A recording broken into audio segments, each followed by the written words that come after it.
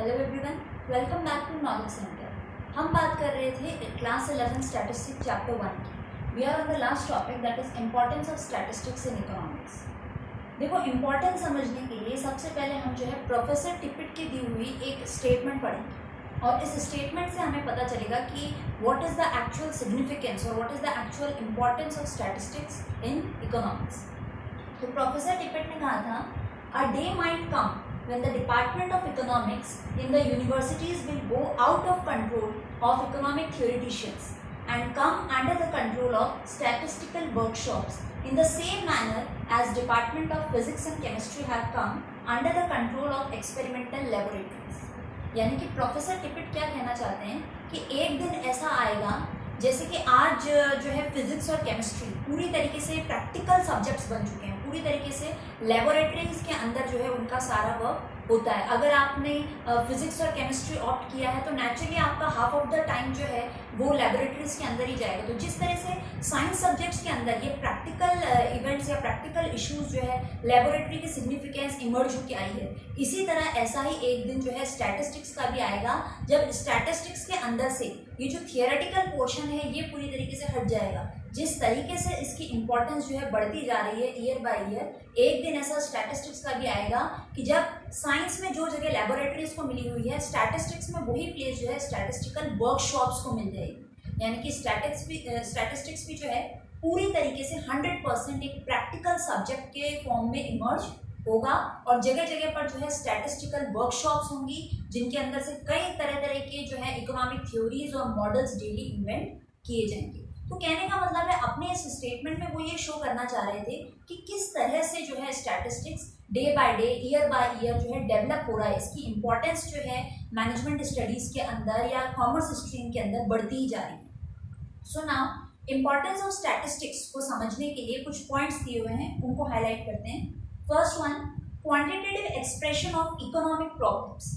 हमने पहले के वीडियोस में भी यही चीज़ बात की थी कि स्टैटिस्टिक्स में हम क्या करते हैं, जो भी डेटा होता है उसको क्वांटिटेटिव फॉर्म में प्रेजेंट करते हैं, यानी न्यूमेरिक फॉर्म में हम जो है डेटा को प्रेजेंट करते हैं।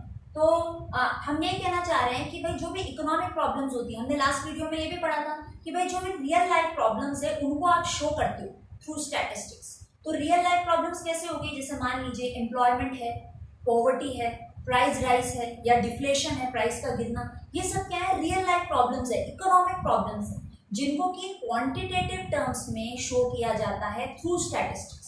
जैसे मान लीजिए भाई एक स्टेटमेंट आ गया आपके सामने कि the rate of unemployment has raised by 10%, या फिर the percentage of exports have raised by 40% from the year 1970 to the year 2010। तो आप क्या कर रहे हो, न्यूमेरिक फॉर्म में जो है इकोनॉमिक प्रॉब्लम को शो कर रहे हो, हाईलाइट कर रहे हो। तो that is showing the importance of statistics. और ये हाईलाइट का काम, इकोनॉमिक प्रॉब्लम्स को क्वांटिटेटिव फॉर्म में ऑर्गेनाइज करके प्रेजेंट करने का काम जो है स्टैटिस्टिक्स के अंदर ही होता है। सेकेंड पॉइंट है इंटरसेक्टोरल एंड इंटरटेम्पोरल कंपैरिजंस। अब यहाँ पर ये दो चीजें बहुत इंपॉर्टेंट है, इंटरसेक्टोरल एंड इंटरटेम्पोरल। इनका अलग से डिस्टिंग्विश बिटवीन का क्वेश्चन भी बन सकता है कि भाई इनमें क्या डिफरेंस है, ये दोनों कॉन्सेप्ट्स में, इंटरसेक्टोरल एंड इंटरटेम्पोरल। तो सबसे पहले बात करते हैं कि इंटरसेक्टोरल क्या होता है। इंटरसेक्टोरल का मतलब होता है कि इकोनॉमिक्स के अंदर, स्टैटिस्टिक्स के अंदर हम क्या करते हैं, एक सेक्टर के अंदर जो इकोनॉमिक इशू है उसको दूसरे सेक्टर से कंपेयर करते हैं। जैसे मान लीजिए अनएम्प्लॉयमेंट का एक इशू इकोनॉमिक प्रॉब्लम है, तो स्टैटिस्टिक्स में हम क्या करते हैं, मान लीजिए रूरल एरिया का अनएम्प्लॉयमेंट है, उसको हम कंपेयर कर रहे हैं अर्बन एरिया के अनएम्प्लॉयमेंट से। तो हम क्या कर रहे हैं, एक सेक्टर को दूसरे सेक्टर से कंपेयर करने का काम कर रहे हैं।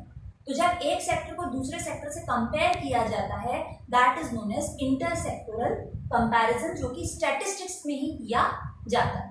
सेकेंड कॉन्सेप्ट है हमारा इंटरटेम्पोरल। ये क्या होता है, इंटरटेम्पोरल मीन्स आप समझने की कोशिश कर रहे हो कि किसी भी प्रॉब्लम की मैग्नीट्यूड के अंदर हर गुजरते हुए टाइम के साथ क्या चेंजेस आए, यानी कि जो प्रॉब्लम की मैग्नीट्यूड है वो पहले कैसी थी, अब कैसी हो गई ये प्रॉब्लम, आने वाले टाइम में कैसी होगी, ये जो सारा थॉरो स्टडी है वो भी स्टैटिस्टिक्स में ही होता है। जैसे हम एग्जांपल से समझते हैं, मान लीजिए कि राइज इन एक्सपोर्ट्स की बात है, राइज इन एक्सपोर्ट एक इकोनॉमिक इशू है, तो in the year 1990 rise in exports कितना था, फिर 91 में कितना हुआ, 92 में कितना हुआ, 93, 94, 95 में कितना हुआ।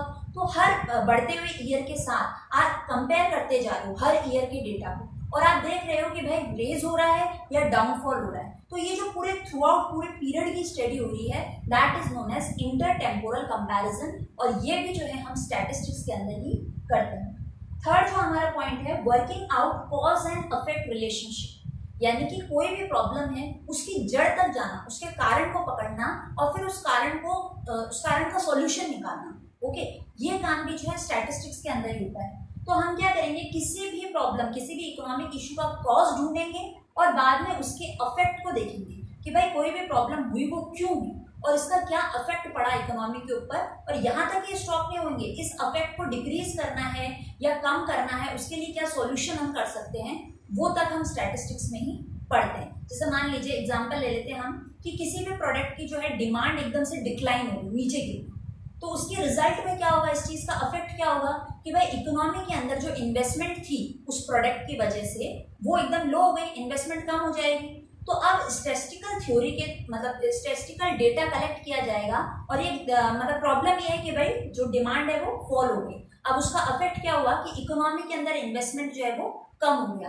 तो अब इस सारे स्टैटिस्टिकल डेटा को स्टडी करके हम इसका सॉल्यूशन निकालने की कोशिश करेंगे कि भाई ऐसा क्या किया जाए कि उस गिरी हुई डिमांड को वापस से राइज कराया जाए, ताकि जो इन्वेस्टमेंट है वो वापस से नॉर्मल हो सके या बढ़ सके। ओके, तो ये सारा काम जो है वो भी हम स्टैटिस्टिक्स के अंदर ही करते हैं। Now point number 4, construction of economic theories और इकोनॉमिक मॉडल्स। भाई स्टैटिस्टिक्स के अंदर हम क्या करते हैं, डेटा का कलेक्शन करते हैं, फिर उस डेटा को कलेक्ट करके हम ऑर्गेनाइज करते हैं, प्रेजेंट करते हैं, फिर उसका एनालिसिस करते हैं और इंटरप्रिटेशन करते हैं। यानी जैसे कि हमने अपने पिछले वीडियोस में पढ़ी थी कि 5 स्टेजेस हैं, उनसे पूरा डेटा जो है वो होकर निकलता है। तो ये सारा एनालिसिस होने के बाद जो हमारा कंक्लूजन निकलता है उसी से जो है बड़े बड़े इकोनॉमिस्ट इकोनॉमिक थ्योरीज बनाते हैं या इकोनॉमिक मॉडल्स बनाते हैं। जैसे कि हम एग्जांपल लेते हैं, आगे आप माइक्रो इकोनॉमिक्स में 12th स्टैंडर्ड के अंदर मैक्रो इकोनॉमिक्स में अलग अलग टाइप की थ्योरीज पढ़ोगे। अभी क्योंकि ये हमारा इंट्रोडक्टरी पार्ट ही चल रहा है तो एक हम छोटा सा एग्जांपल ले लेते हैं कि माइक्रो इकोनॉमिक्स में हम पढ़ते हैं प्राइस एंड डिमांड थ्योरी। भाई ये सीधी सी बात है, इसमें कुछ ज्यादा इकोनॉमिक्स के अंदर नहीं घुसना है हमें कि किसी भी प्रोडक्ट का अगर प्राइस बढ़ता है, कीमत उसकी बढ़ती है तो डिमांड उसकी गिर जाती है, और किसी भी चीज का प्राइस अगर कम होगा तो हम ज्यादा खरीदेंगे तो डिमांड उसकी बढ़ जाएगी। कहने का मतलब है प्राइस और डिमांड दोनों के बीच में इनवर्स रिलेशनशिप है, एक बढ़ेगा तो दूसरा कम हो जाएगा, दूसरा बढ़ेगा तो पहला वाला कम हो जाएगा। कहने का मतलब है इनवर्स रिलेशनशिप है, उल्टा रिलेशनशिप है। तो इसकी वजह से हम क्या कर पा रहे हैं कि भाई आने वाले टाइम में ये जो इकोनॉमिक थ्योरी है ये प्राइस एंड डिमांड वाली की ये इनवर्स रिलेशनशिप होता है, तो इन इकोनॉमिक थ्योरीज की मदद से हम अपने फ्यूचर की जो है प्लानिंग कर सकते हैं, हम फोरकास्टिंग कर सकते हैं कि क्या हमारा जो है वो आने वाला स्टेप क्या रहेगा। ये जो अलग अलग तरह का थ्योरी का मतलब ये होता है कि भाई स्टैटिस्टिकल डेटा जो है उसके अलग अलग जो सेट्स हैं उनके बीच का रिलेशनशिप निकालना। तो ये जो थ्योरीज हैं, ये जो मॉडल्स हैं, ये डेटा के कलेक्शन और उससे मिलने वाले कंक्लूजन से ही बनते हैं। अगर हम स्टैटिस्टिकल डेटा के साथ तरह तरह के एक्सपेरिमेंट्स नहीं करेंगे तो ना ही ये थ्योरीज डेवलप हो पाएंगी, ना ही ये मॉडल्स डेवलप हो पाएंगे, और यही सारी थ्योरीज जो है मार्केट बिहेवियर पर इम्पैक्ट डालती है, एक गाइडलाइन की तरह काम करती है। अगला हमारा जो टॉपिक है that is economic forecasting. Forecasting यानी कि प्रिडिक्ट करना, भविष्यवाणी करना। तो यहाँ पे किसी भी तरह की एस्ट्रोनॉमिकल फोरकास्टिंग नहीं होगी। भाई यहाँ पर हम क्या कर रहे हैं कि फ्यूचर में हमारा प्लान क्या होने वाला है उसके बारे में हम बात कर रहे हैं। भाई हमने पिछले काफी सालों का डेटा, मान लीजिए प्राइस का लेवल है तो पिछले काफी सालों के प्राइस के लेवल को जो है हम ऑब्जर्व कर रहे हैं, हम देख रहे हैं, तो आने वाले फ्यूचर में किस तरह का परफॉर्मेंस रहेगा, प्राइस कैसा रहेगा, उसके बारे में हम थोड़ा अंदाजा लगा सकते हैं, एस्टिमेशन कर सकते हैं। इसीलिए जो है ये सारा काम भी जो है किस वजह से हो रहा है, स्टैटिस्टिकल डेटा की वजह से हो रहा है, जो कि पहले से कलेक्टेड है, पहले से हमारे पास है, तो उसकी वजह से हम जो है अपनी फ्यूचर प्लानिंग भी कर सकते हैं। नेक्स्ट जो हमारा पॉइंट है that is formulation of policies, यानी कि स्टैटिस्टिक्स की मदद से हम जो है गवर्नमेंट जो है या कह लीजिए हम भी अपने बिजनेस के अंदर कई तरह की पॉलिसीज बनाते हैं। भाई मान लीजिए हम एग्जांपल लेते हैं कि जो फाइनेंस मिनिस्टर है, ठीक है, वो ये डिसाइड करते हैं कि टैक्सेशन की रेट कब बढ़ानी है, कब गिरानी है। है ना। तो अब वो अपने मन से तो टैक्सेशन की रेट मतलब फिक्स करते नहीं हैं। वो क्या देखते हैं कि इस जो स्टैटिस्टिकल डेटा है हमारी भारत की जनता का, उसके अकॉर्डिंग वो देखते हैं कि भाई जो अभी प्रेजेंट पॉपुलेशन है उनकी पेइंग कैपेसिटी कितनी है, और रेवेन्यू की रिक्वायरमेंट, सरकार को कितना रेवेन्यू चाहिए, कितने टैक्स की जरूरत है, कितने पैसे की जरूरत है सरकार को। तो ये सारा स्टडी करने के बाद, और ये सारा स्टडी किससे हो रहा है, थ्रू स्टैटिस्टिकल डेटा। तो ये सारा स्टडी करने के बाद हमारे फाइनेंस मिनिस्टर जो है वो डिसाइड करते हैं कि टैक्स की रेट जो है वो कितनी रहेगी। तो कहने का मतलब है कि यहाँ पर जो है पॉलिसीज जो बन रही है बड़ी बड़ी नेशनल लेवल पे, वो भी किसकी मदद से बन रही है, स्टैटिस्टिकल डेटा की वजह से।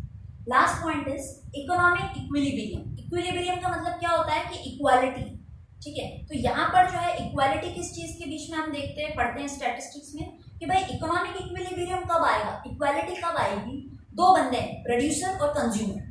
प्रोड्यूसर को चाहिए प्रॉफिट और कंज्यूमर को चाहिए मैक्सिमम सेटिस्फैक्शन, इसलिए हम गुड्स एंड सर्विसेज खरीदते हैं। तो जहां पर ये दोनों ही चीजें इक्वल आ गई वो क्या कहलाएगा, इक्विलिब्रियम।